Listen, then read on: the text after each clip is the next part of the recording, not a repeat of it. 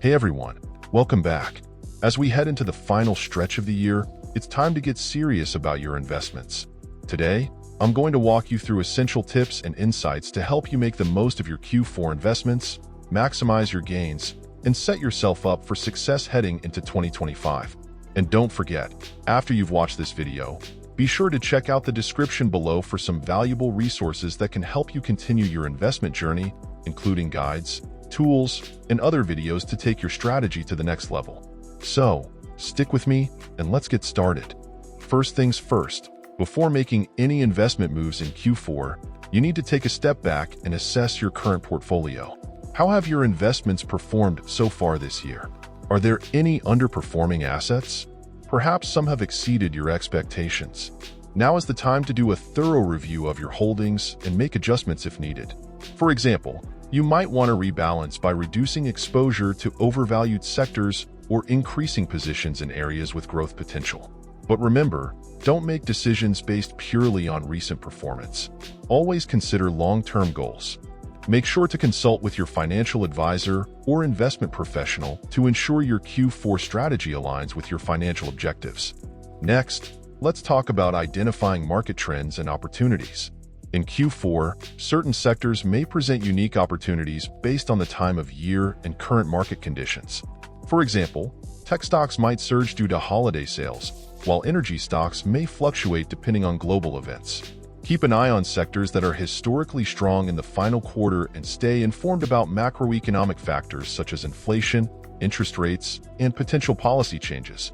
Economic indicators like the Federal Reserve's actions or geopolitical tensions can also play a major role in shaping market movements. Did you know Q4 is a great time to make tax-efficient investment moves? One strategy to consider is tax loss harvesting, where you sell underperforming investments to offset capital gains from other assets. You can also consider contributing to tax-advantaged accounts like a 401k or IRA before the year ends to reduce taxable income. Additionally, this is the perfect time to review any tax deductions or credits you might be eligible for to minimize your tax bill. Remember, making smart moves in Q4 can lead to significant savings when tax season arrives. Timing is everything in the investment world, especially as we approach year-end. One strategy you might want to consider is timing your purchases to take advantage of potential Q4 rallies. Historically, the stock market has experienced what's called a Santa Claus rally, an upward movement in the stock market during the final trading days of December. However, it's not guaranteed, and the timing of your buys and sells should be based on careful research rather than seasonal patterns alone. Be sure to factor in your long-term goals, risk tolerance, and market conditions when making these decisions. While you're optimizing your portfolio for Q4, it's also important to start thinking ahead to 2024. We're expecting continued volatility in the markets, particularly with inflation, potential interest rate hikes, and global uncertainties. How can you prepare for this?